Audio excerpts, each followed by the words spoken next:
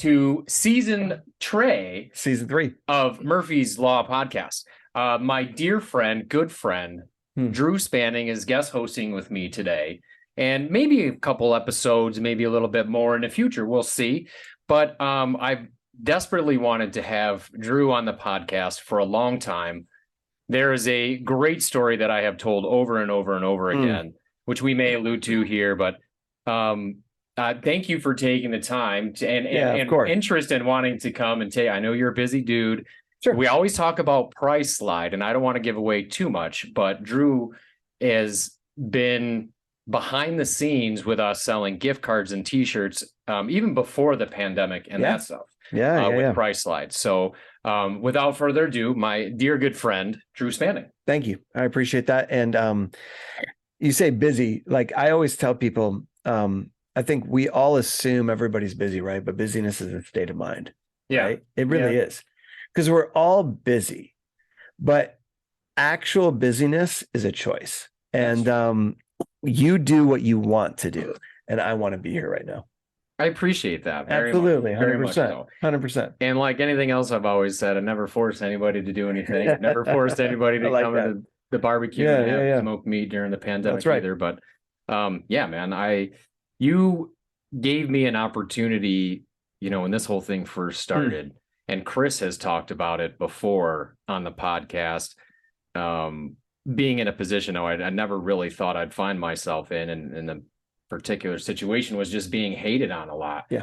And I didn't really understand why people were so angry. Besides I remember the politics I remember part of it. Like I get that, with the insurrection and the whole thing, and people were projecting that onto, some of the stuff that we had going on.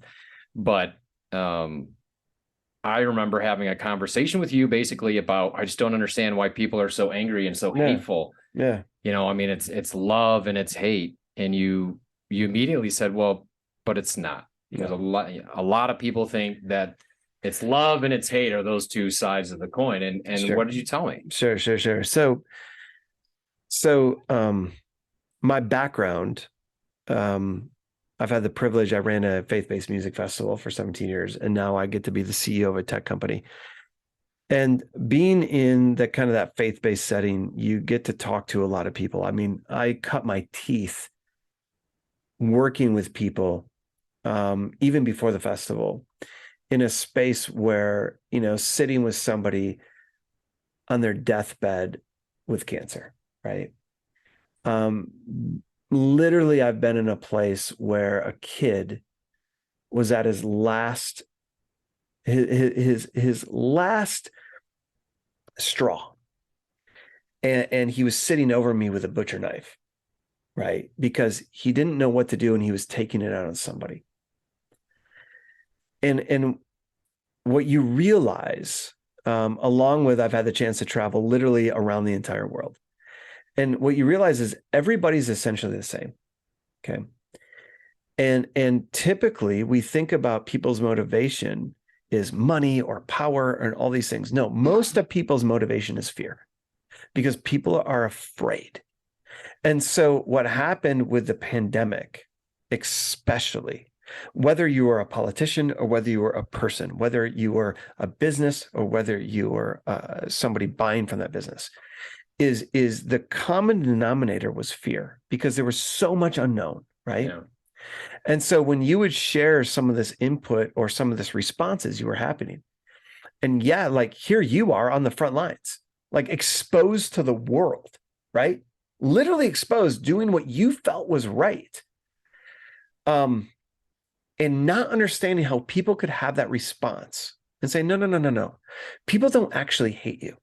People are afraid right now. And so to be able to understand that and the psychology of what goes along with that, I think was a perspective that I was excited to connect with you. And I think that's where our friendship really developed. I would completely agree with that. Certainly opened the door for a lot of other conversations. Yeah. And I have related that to so many people because it was at the core. I mean, when this first started, the next day I was doxxed. It was Thanksgiving. The next day I was doxxed on the internet, and my address was published, and let's go have Thanksgiving with Ian, and here's his address, and show him what we really think. And my wife, definitely, she did not feel comfortable with that. And I was astonished. I was like, whoa, wait a minute. And it would just, you changed my paradigm on that whole thing by just saying, they're afraid. They're fearful of something. They don't hate you. And it allowed me to have a completely different point of view on what these people were saying to me. Yeah. And it made a lot more sense because, we were in hopefully a once in a lifetime sort of situation. Where I don't know about that. I know conspiracy theorist here either, but the groundwork has been laid. Yes. On some of these things, but I have relayed that conversation to several of my colleagues. And don't be surprised if some are reaching out for a conversation with you about that, because it is to me extremely profound thing. And I'm grateful that you took the time and effort even to just simply give me that, that little nugget of information, but it's this gigantic nugget of gold now. And I think the relationship is both, and I have a startup tech company, right? And we're trying to make Gaylord the new Silicon Valley, right? We just won't create a bank here. And so we're in a tech company, you need case studies, right? And you need to be able to practice, or you need to trial it. And you have been the perfect petri dish for me. So I appreciate it. And I think it's been a fun relationship. And I'm excited. And when you talk about fear, it's really interesting because one of the things I thought as you and I chatted of saying, what could this podcast be? And how could this be something different either in season 3 or as it morphs into something else, is actually saying, can we take on current topics, right? That are really important to people, and can we tackle them? And it's really important to do that through a lens that actually makes sense, right? That actually brings a perspective to people that they're like, oh, I haven't thought about it that way. And I think that fear perspective of that lens, even in what we were talking about potentially today, like we were going to kind of take on the Bud Light issue, right? And taking on that Bud Light issue and going like, well, wait a second. What if a lot of this has been based in fear? Yeah. What does that mean? Like, how does that look, and how do we resolve that / how do we view this? Anyway, going on with that, one of the things that I thought was most exciting about our time together in the early phases of our friendship was this idea. So Ian came to me and he was talking through staying open, right? And he was talking about the fight about it. And all of a sudden it was in this brainstorm meeting that you and I were talking about. And this idea kind of percolated, right? That said, wait. I don't think Ian's actually fighting against anything. He's actually fighting for. Right. And I think that's a really incredible like rally cry, like Braveheart type rally cry, to say, no. We're not fighting against. This is a fight for, not against.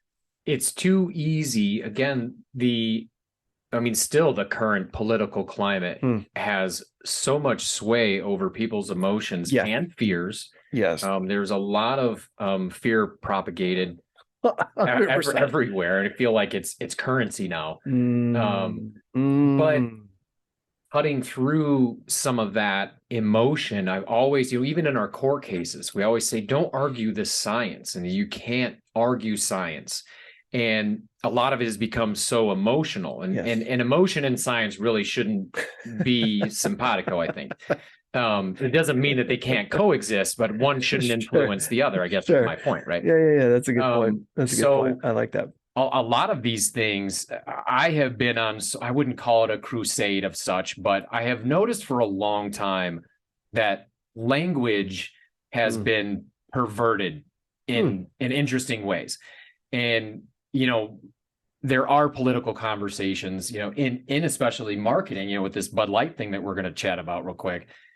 There has been a very interesting massaging of a lot of language these days, and it has become basic vernacular now. Yeah. And the one I always go to was, I grew up when it was global warming, And and it's climate change and some of these other things now. So they kind of changed the terminology to fit exactly what they're doing. But my broader point is that people get so caught up in the minutia of some of these things, like the Bud Light controversy with this Dylan Mulvaney character, who is a trans female, right? So Dylan was born a man and now identifies as a woman. Female. Yeah. I've had people, even other reps, saying, "Oh, I can't believe you have your Bud Light still on tap. Oh, how's the Bud Light sales going?" And honestly, I haven't paid a whole lot of attention, other than I don't think that we've reordered much Bud Light lately. But we have, it's fair to say that a fair amount of our customers that come through into the barbecue are of a freedom-minded, First Amendment, Second Amendment, First Amendment, and freedom of expression sort of thing. Here's my thing. I always say I'm libertarian. I am merely a purveyor, right, of choices. Just like when we were state open, 100%. I gave people the choice, right? I didn't force you to come to the podcast. We talked about it was a choice. I do the same thing with Bud Light. I merely warehouse it and offer it for people to sell. And if people don't buy it, guess what happens to it? It no longer stays on the menu. The customer decides, right? In free markets, the customer is the marketplace, which is a principle. They decide. Correct, which is a principle. So I'm not going to necessarily go out of my way to yank Bud Light or make a TikTok video and shoot it up with my AR-15 a la Kid Rock. Do what you will. I have no problem with it. It's his expression. That's great. A lot of country artists have pulled it. Sure. And I get it. I absolutely 100% get it. Yeah. There's a lot going around. Bud Light had chose to take a different route with their marketing. And I think that some people have been let go from their marketing, some VPs of marketing. Yeah. They made a terrible decision. But I came across this article in the New York Post. I don't know, Mark, if you can bring that up. This just came out a few days ago. But the guy, let me find his name in here. All right, while you're doing that, listen, global warming. You said something about global warming that's going to crack me up. So did you know, like when I was in 4th grade, my dad told me about that the ozone layer had holes in it, right? Oh, yeah. All right. So do you remember that? Yeah, Back in the day. Stop using the aerosol. I didn't, but my sister did. Sure. But back in the day, so I'm dating myself. I'm 42. We're pretty similar age, right? Yeah. Okay. So 1980. I'm 32.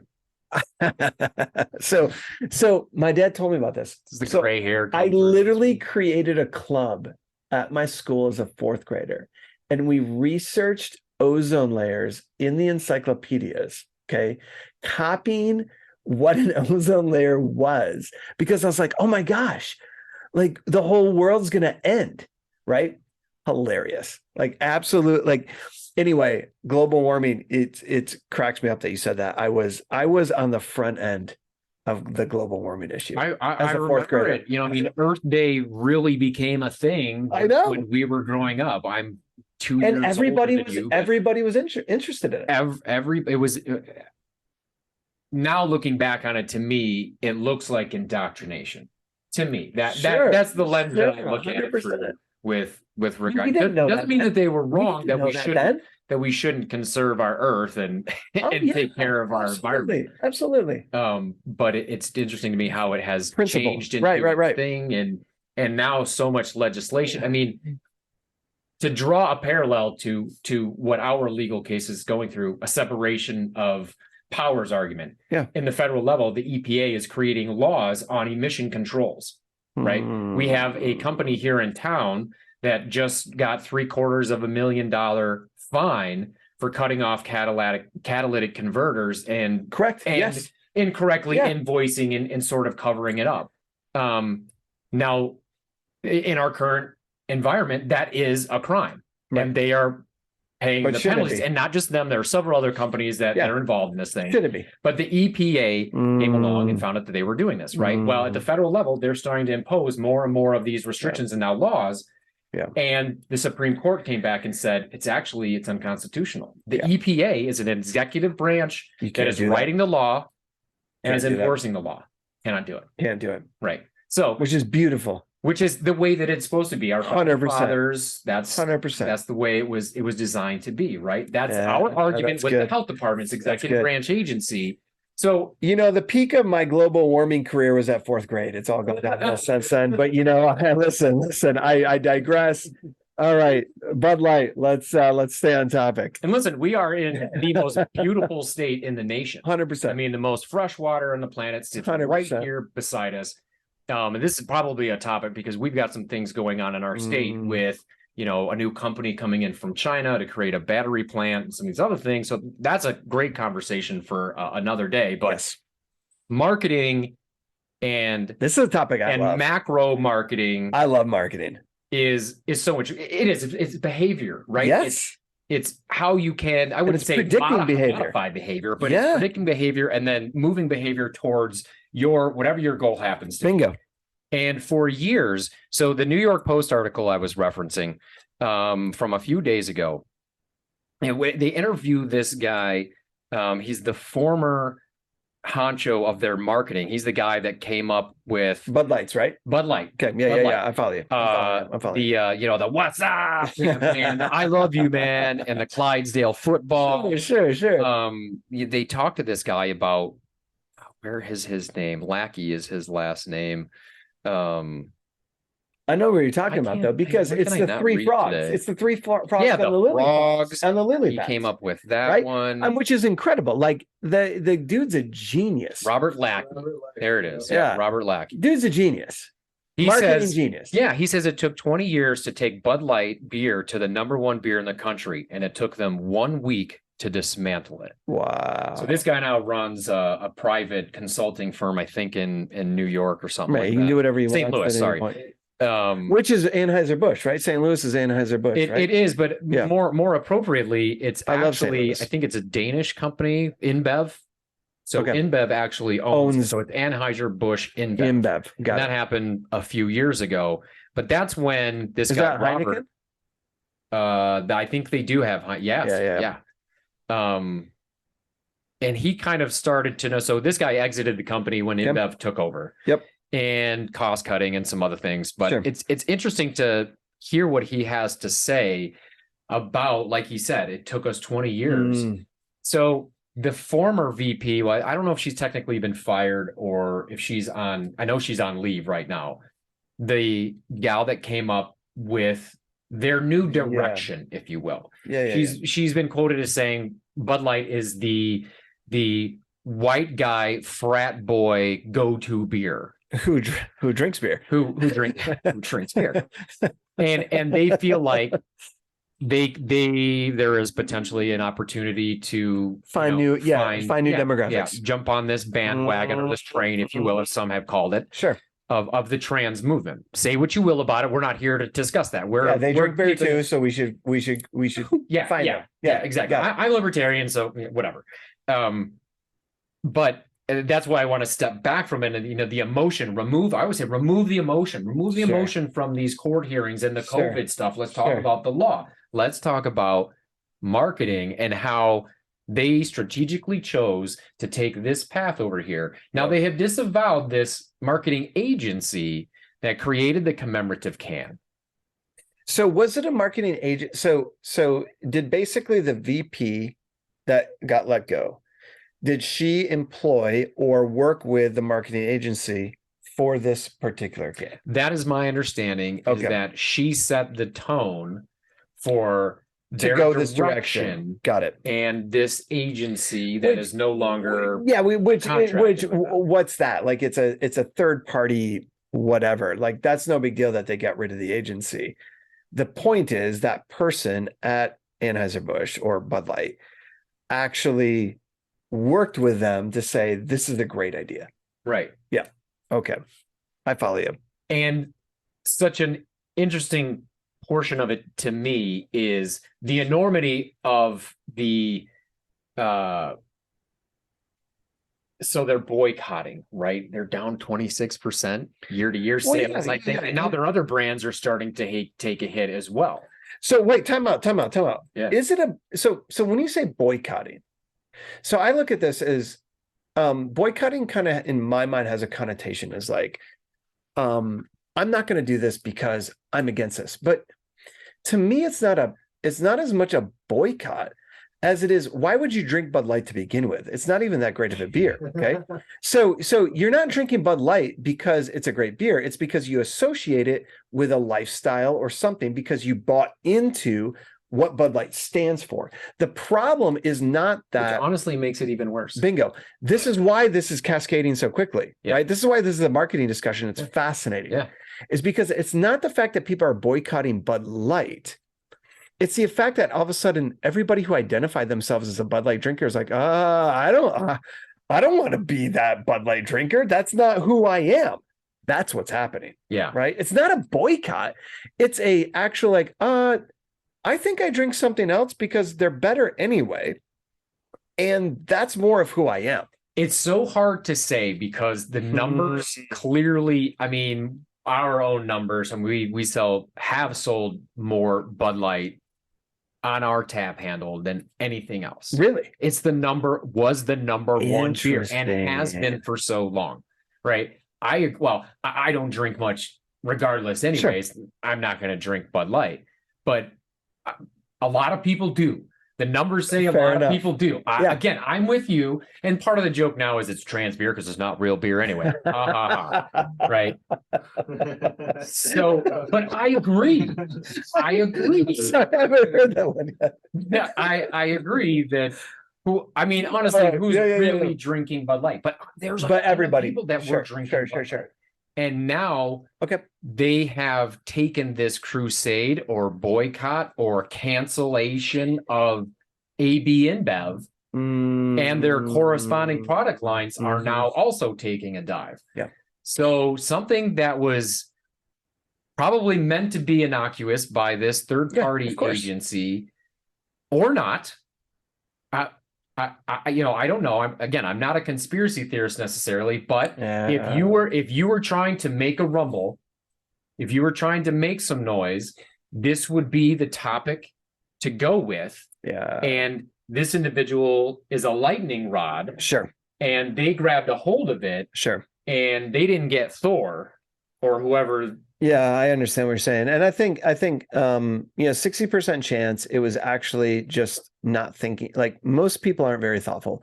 So what you'll find in success, right? And so to be successful, you have to be thoughtful. And most of the time people don't take a moment to actually thoughtfully think through things, right? And so in thinking about this, one of the problems with marketing is it spreadsheets people. Okay, so it puts you in a category and it spreadsheets you, and so you become a category now more than ever. Bingo. And so the issue with that, though, is you have people making decisions on what to do with marketing and how to present a product based off a spreadsheet, right? Yeah. And so what that can do is it puts on blinders, and those blinders end up. So again, 60%, right? 60% chance that this was actually just a blinded attempt to reach out to a demographic that was on a spreadsheet that said, oh, if we do this, we can increase our numbers this year. And I, as a marketing company, will look good because I increase numbers. Okay. Yeah. Because it's hard to increase Bud Light's numbers. They already have a corner on the market. Right. It's hard. Like, their measurement of success was probably 2, 3, 4 percentiles, right? It wasn't this massive success. They're already at top. So now all of a sudden you have this idea that says, oh, we can grab this segment again, right? It's a spreadsheet. The problem with that in marketing is you cannot dehumanize people. Okay. And so when you take the human out of people and you make decisions on that, it's like you're playing with fire. Right. You're gonna make a huge mistake, and most likely that's what this was. It was a massive oversight to grab a demographic to create a spreadsheet that made somebody's quarterly report look better. That's most likely what this was. It was that.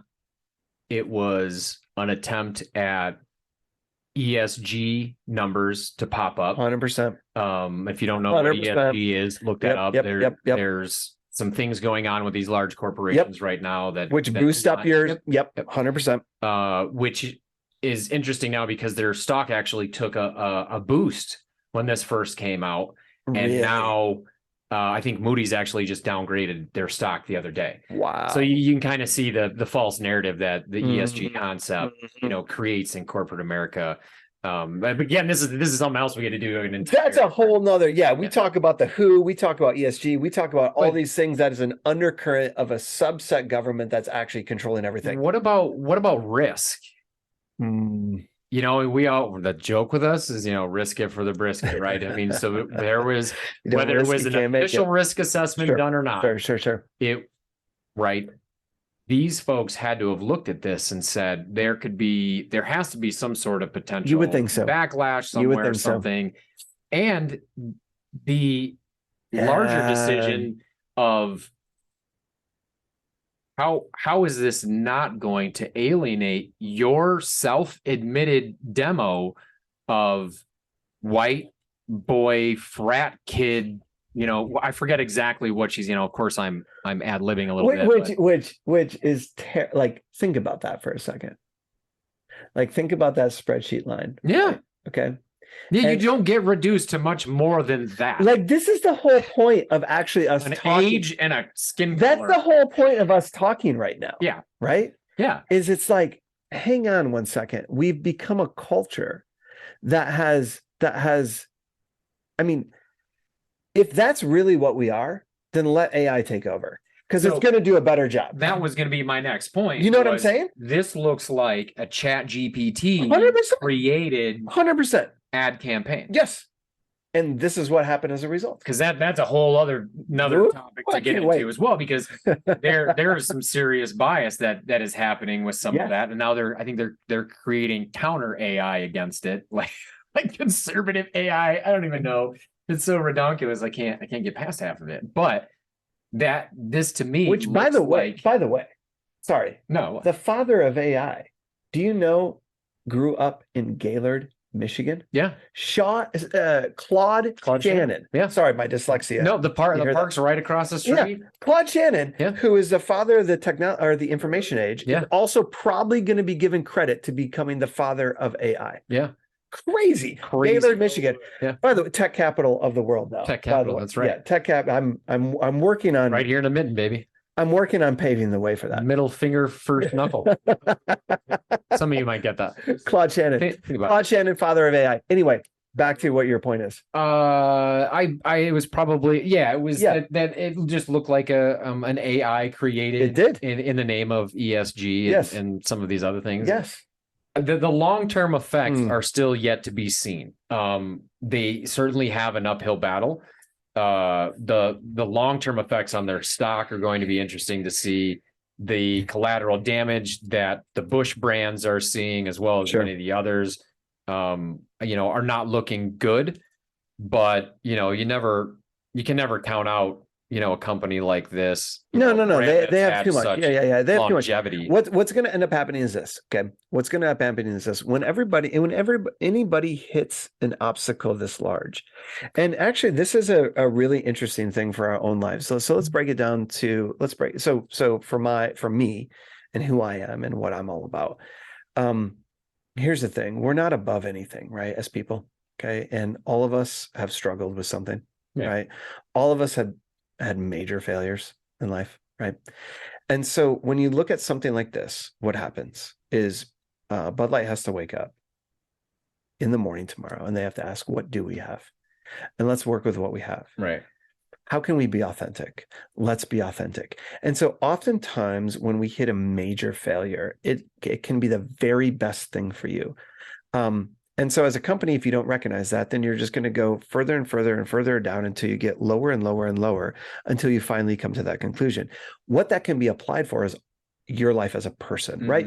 Not much is actually that different in the world, right? So life is relatively similar. All right. And so in our own lives personally, we can look at that and go, okay, in my failures, in my mistakes, have I tried to just cover them up?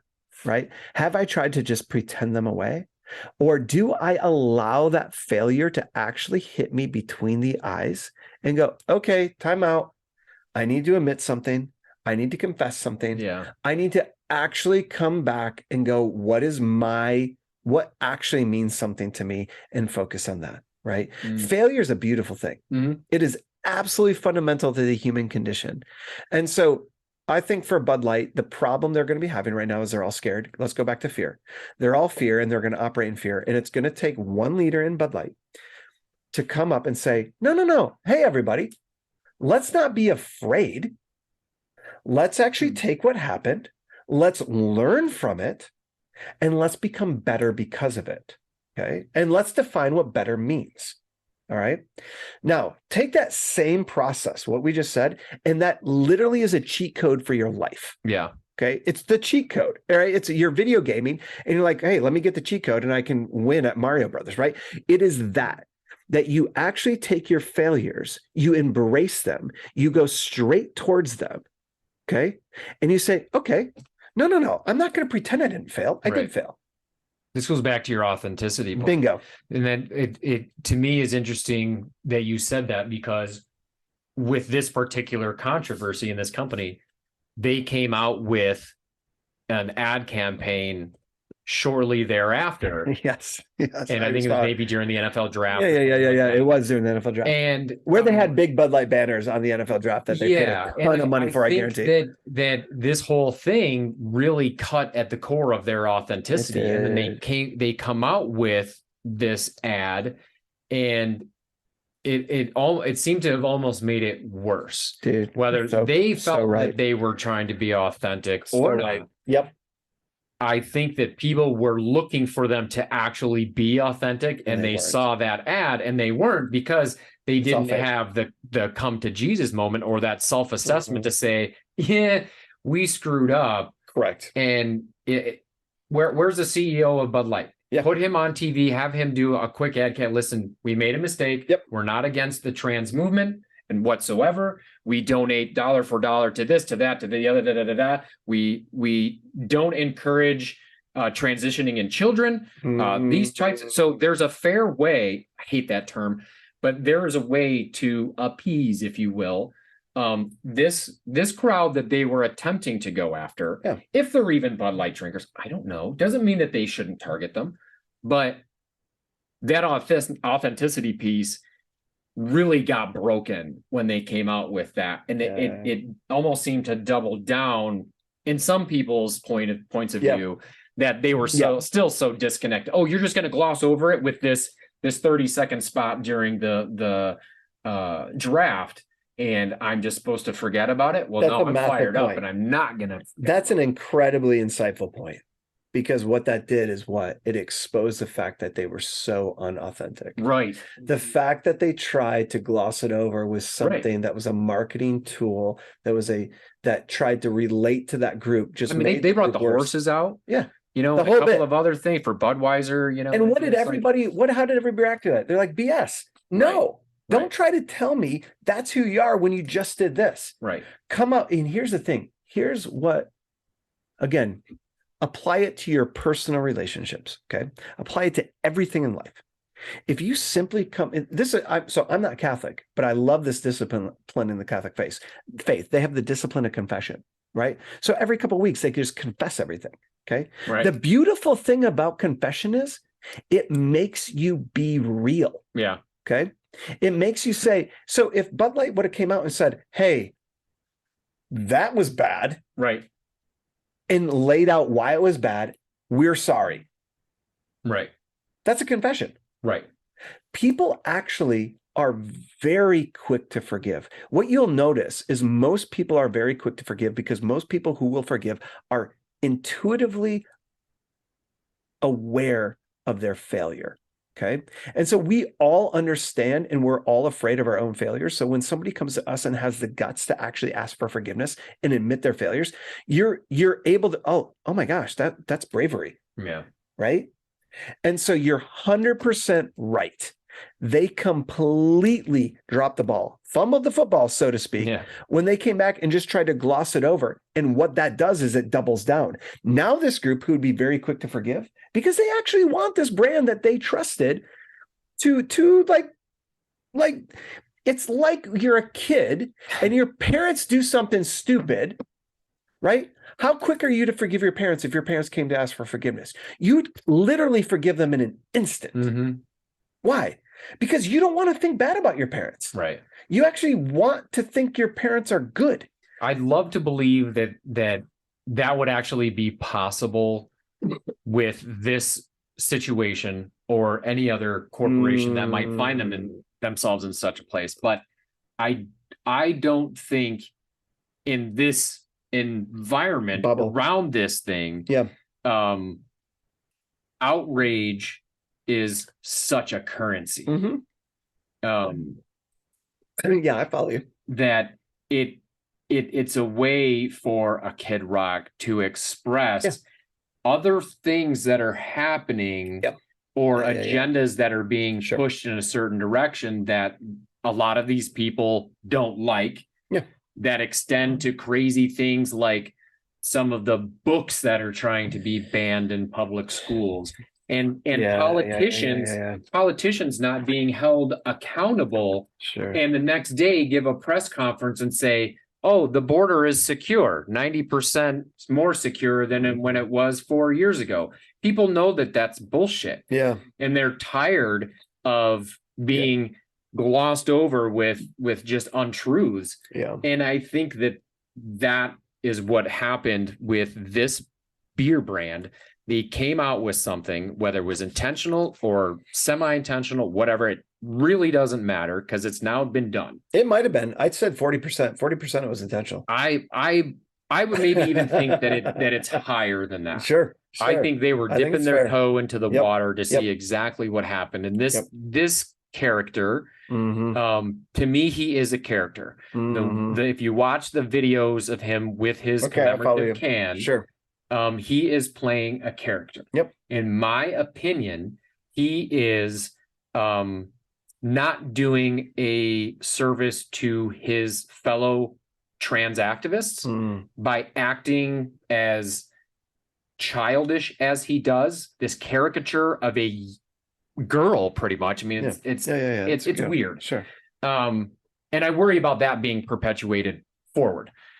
But it's interesting to see this whole thing play out. How they recover. It has been an interesting sort of warning shot, if you will, to this segment of the population with these large brands like this. And Bud Light is not the only one. It's worth mentioning that Tampax, he's also a brand ambassador for Tampax. This is a biological male who has no use for tampons. And was it Maybelline? Yeah, Maybelline. Which I don't have a problem with. He wears makeup. I know straight men that wear makeup. Whoopity-doo. Sure. So the Maybelline thing. Maybe if this gets big enough, you and I will be maybe powdering up before. The tampon thing doesn't make any sense to me because there's no physiological use. But anyways, again, the minutia of these things is not so important. It's to step back and look at. I'm interested to see exactly. But when I came across this New York Post article, and this guy who created arguably some of they give awards out for commercials. 100%. Bud Light always had the best commercials. Emmys or always the best commercials. And they always, that's what we look forward to during the Super Bowl. Was what was Bud Light going to come up with this year? Yes. You know? Yeah. And they've had some great ones, and I've enjoyed plenty of Bud Light over the years. But it's just not my there thing. It is right there. Yeah, Robert Mackey. Yeah. Our man. Yeah. Smart guy, brilliant guy. And he's got a great team of people around him too that do these things. But I just thought it was interesting to hear from this guy, and kudos to the New York Post. I don't read a whole lot of their stuff, but kudos for them for going and talking to this guy and getting his point of view on it. And I think it's fascinating. Well, I think even from a content standpoint and why we're making this video now, it's important to find a perspective on a topic that maybe isn't being discussed at length that actually is the real thing happening. Yeah. Okay. So, and I think even as we talk about more on this channel, oftentimes what you'll see people talking about actually, bookmarker. Remember the movie Patch Adams when he's in the insane asylum and the guy's looking at him saying, how many fingers am I holding up? And everybody keeps telling him 4. and finally somebody tells him 8 because you look past it, right? And he's finally like, yes. Yep. You look past the problem and actually define the problem. Okay. Now take the bookmark out.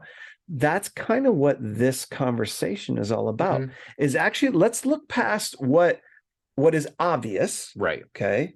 And now let's go a step further behind it to give people kind of insight that maybe you thought about, but you haven't articulated. Because I'm always a big fan of, most people have thought through, even if it's not in your foreconscious and your subconscious. And most things you hear that you're like, oh, that's a light bulb moment, are not something new. It's a confirmation of something you knew, but you could not define or you could not articulate. Right. Okay. And so I think that's the benefit of a talk like this, is to actually bring the audience that's listening right now something that is useful to help you articulate something you were thinking, but you haven't quite put the right words in the right order in order to say that. And I think great music does that. Okay? Yeah. So great music does that. Okay. Great poetry does that. Great movies do that. Yeah, right. Truly. And I think a great podcast also does that. When we can take something and we can get a little bit behind the curtain, take a little bit of the emotion out of it, but do it emotionally. Okay. So, right. So take the emotion that's clouding your perspective, have a proper perspective, insert emotion in a proper way, and then bring a topic to everybody that I think is going to be really compelling to listen to. I think I agree.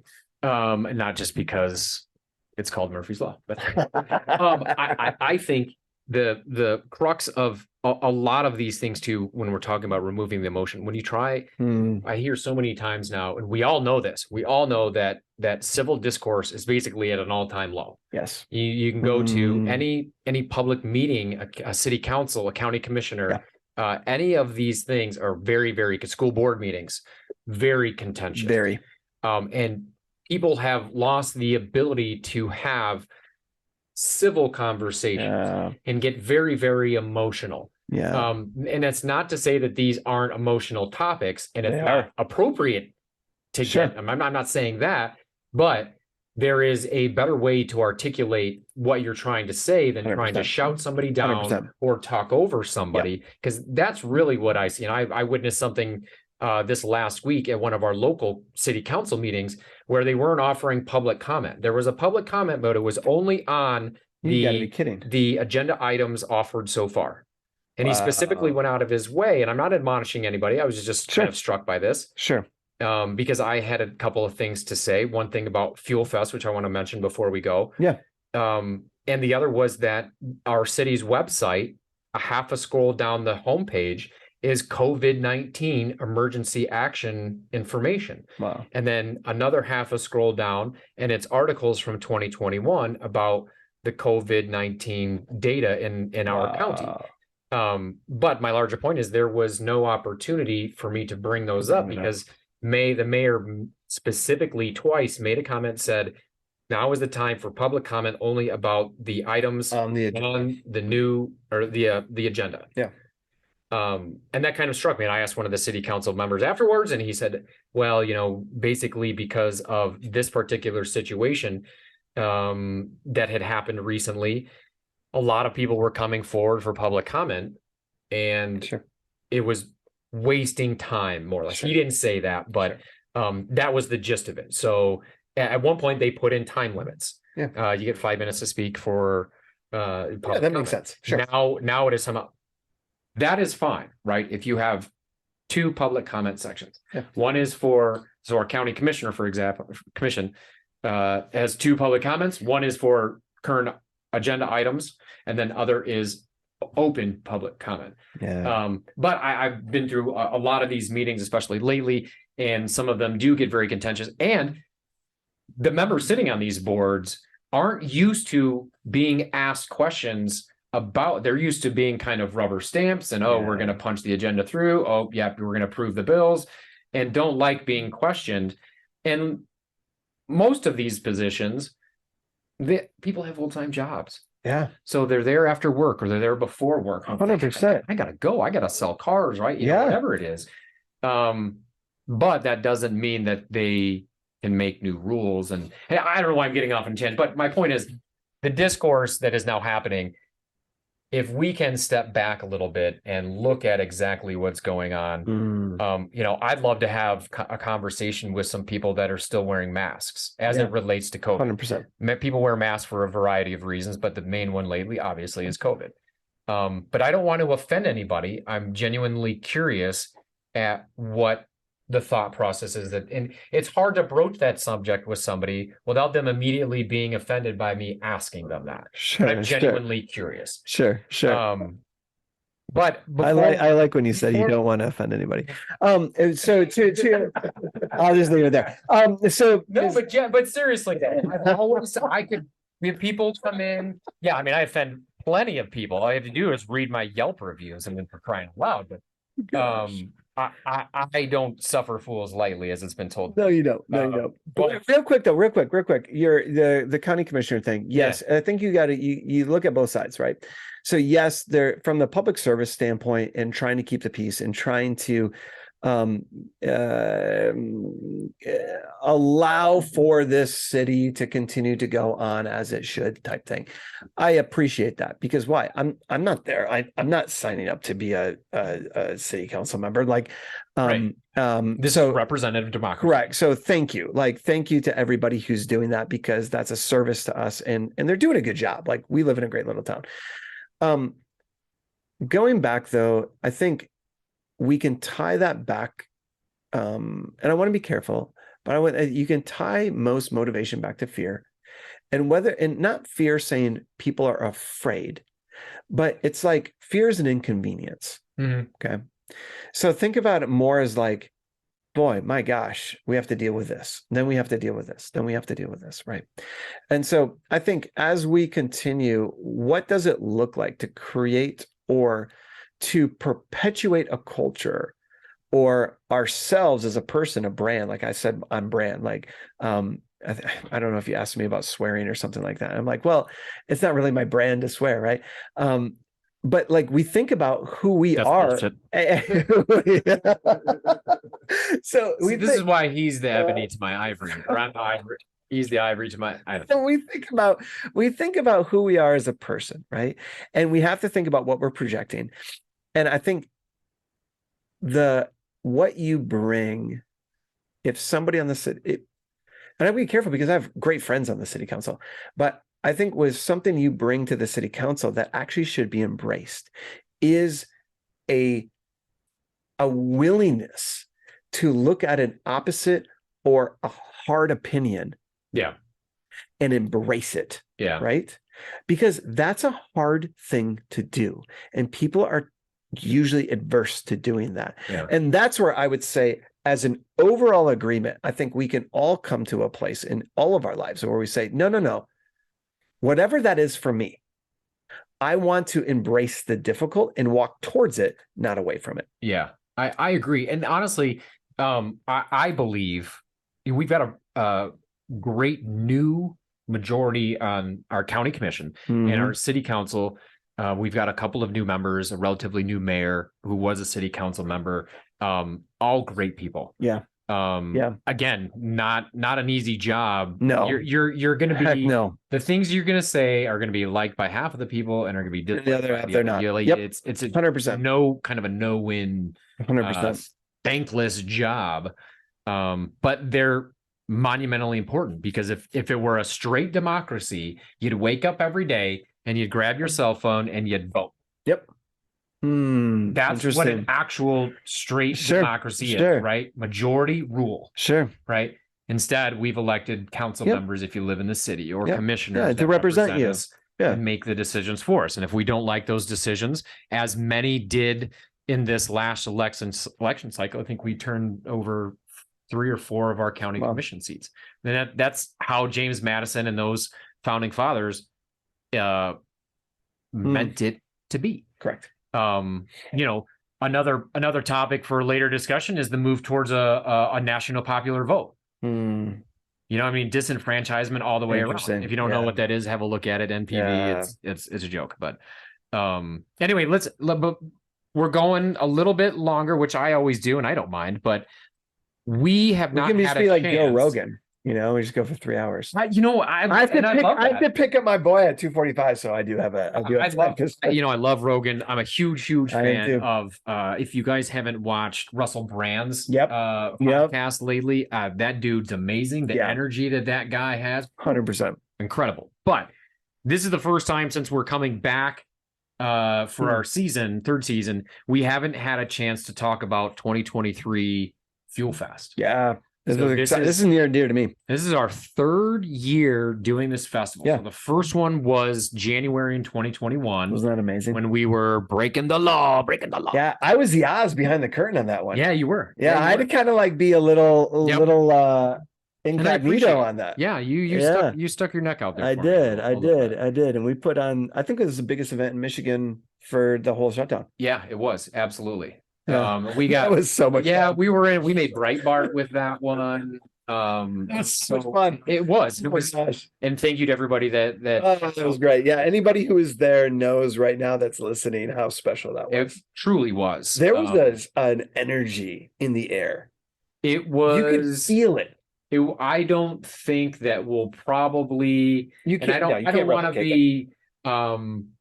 I don't know what the adjective is. I don't want to be over the top about it, but given again, hopefully it's once in a lifetime thing that we go through. We don't have those exact circumstances, but just to see the people show up when they knew that they weren't allowed to be there. Yep. Was pretty amazing. So that was the first. That was incredible. That was the impetus of even though we didn't call it Fuel, we called it Freedom Fest. Freedom Fest. Yeah, Freedom Fest. The next year was Fuel 22. We brought in Comedy Central, Dave Landau, and he's a Fuel Pass ambassador. He is, and if you haven't, owner. If you haven't seen, so Dave's got he used to be on Louder with Crowder. Yep. He's got a new show. He's got a new special out, A Prison 10. I always love to bring up. It's like $10 to buy the thing. It's hilarious if you haven't seen it. And he's got a new sketch comedy show on Blaze TV. Okay, cool. So catch him if you can. Drop him a line on Twitter. He's always real active there. But he came out last year, came to Gaylord, and helped us raise over $5,000 for tornado relief. I know. It was, and we had so many great musical artists. It was really cool. That was a semi-political event because of the upcoming election, and those people wanted to pitch in too. Yeah, they did. They wanted to be sponsors. So we have decided, and it's worth noting that when we planned all the way back to 2021, we originally wanted to do that event right here downtown. So people that have never visited the Iron Pig, every time we've wanted to do it down here. We have a block of our main street that is covered by a pavilion and it has walls that come down and heaters and lights. We wanted to do the original Freedom Fest in January, in the winter down there. For obvious reasons, we were not allowed to do that. 2022, when we did that, the event got too big to do downtown, so we moved it down to our friend south of town, where we've done numerous events down there. This year, things being back to normal. Well, last year we didn't have the pavilion, so it had just been the 2022 would have only been the parking lot. Right. Now we can add the pavilion. We can make it bigger than it was in 2022, and it's going to be outside. But then you got the pavilion, so you got everything covered in case it rains, and we have all this space. It's going to be incredible. So give a rundown. Yeah. So this is my bag. I love doing events. I've cut my teeth on events and running festivals. Fuel Fest. So it's kind of country themed. Matt Ferrante, the Brett Young Band. He was awesome. 9-year member of that band. Just went on his own. He's going to be headlining. He's out of Nashville. I mean, you're going to come and you're going to feel like you just went downtown Nashville and had a killer experience. I mean, we're going to take over pretty much the entire block. Yes. I mean, that's the plan. The whole place. It's Sunday, July 2nd. It's a block party. Yeah. I mean, we're talking, and Tegan is going to be down there. She's a comedian and Nashville artist. Cordero and Dave Mead. All those people are going to be providing the entertainment. But then we also went out and got Abe Lincoln. Literally, Abraham Lincoln is going to be at our event. Giving Marty McFly came by. We traveled back in time, said hi. We had Yep. But no, Abe Lincoln is going to be here. I love that. Oh, so he's giving part of the Gettysburg Address.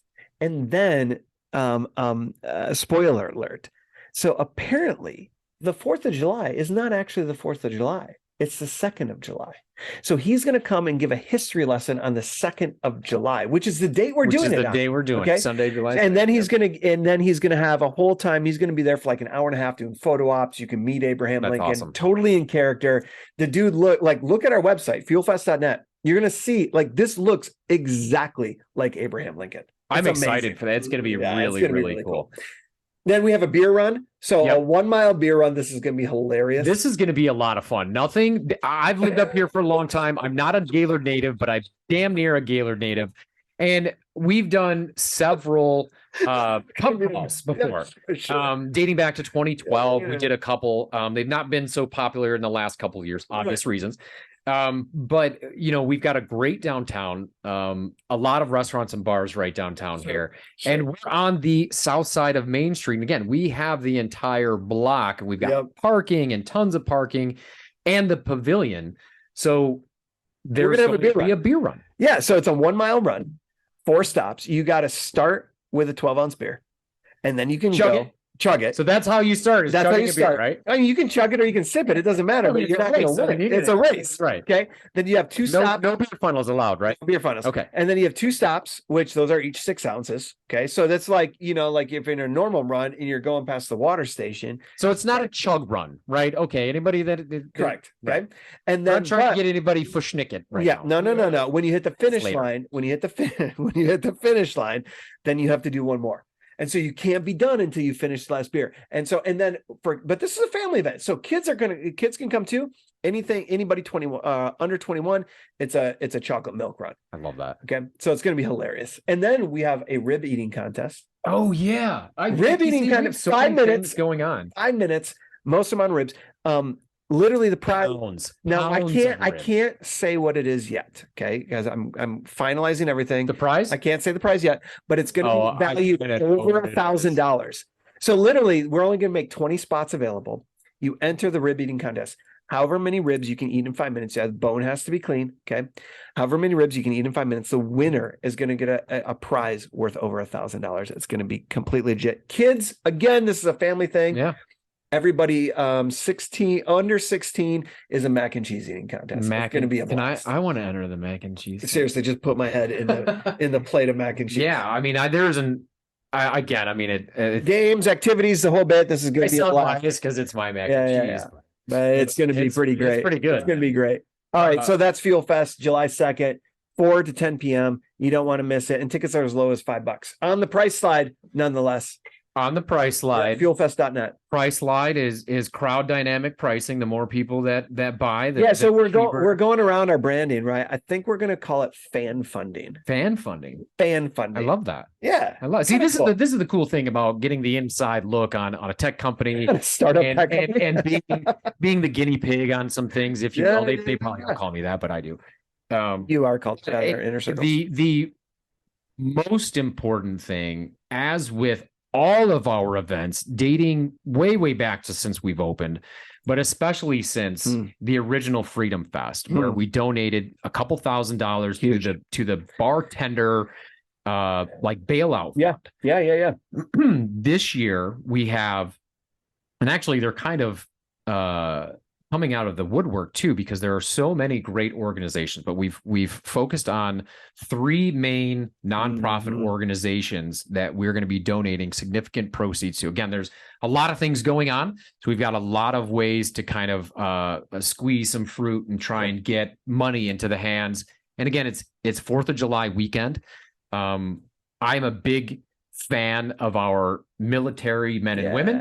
I mean, I'm an even bigger fan of if this comes across right, of our veterans. I believe more now than ever that they are the ones that we should be looking to for a center compass point when you want to talk about J6 as being the worst event in American history. I think a lot of historians would take umbrage with that.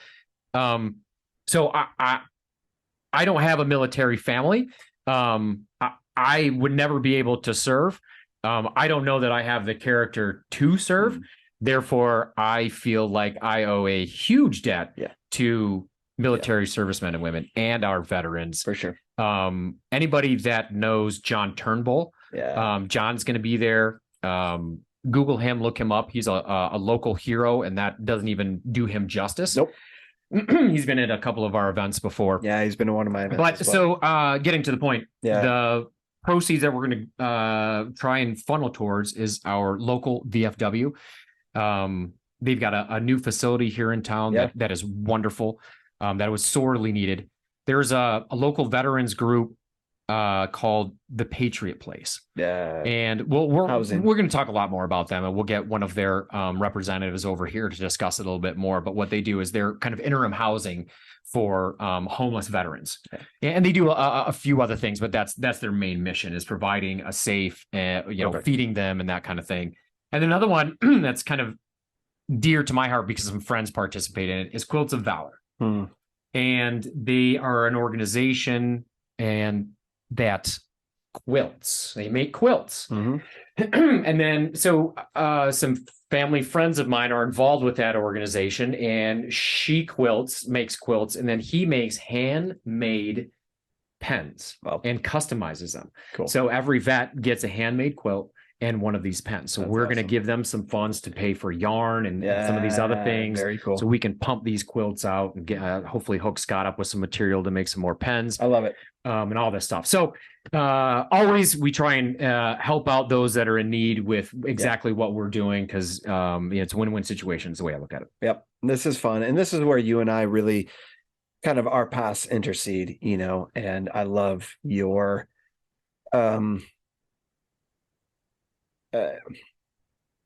what is success unless it's actually successful? You know what I'm saying? Yeah. And people who hear me say that understand, because we can spin about trying to make our own success and what we think is successful. But if it dies when we die, then it doesn't mean anything. Right. And so I love that about you. I appreciate it. And I'm proud to partner up with you on this. This is gonna be a lot of fun. Thank you for everything for the last few years that you've done, bringing us to this point. Everything with Risk It for the Brisket, everything with Barbecue with a Side of Freedom. A lot of things that Drew has been involved with that, our fans, our friends, our family don't necessarily know about, not necessarily by design. But Drew is a great person, and I'm thankful that you are on this journey with us and in the studio with us today. And I look forward to some more. Name about half a dozen things that we could. Let's do some more. We're gonna have some fun. But I love it. I know you got to run. I got to run too. I've got a golf course calling my name somewhere around here. A kid's gonna be waiting at his school, just waiting for daddy. We can't have that. All right, let's sign off. Thanks. New season, my buddy Drew Spanding. Thanks for everything. Go to FUELfest.net. Check that out. As usual, subscribe, hit the follow link, comment. We're on Rumble, YouTube, anywhere that you can find a podcast, streaming, any of that kind of stuff. Check us out, murphyslawpodcast.com. Thank you as always.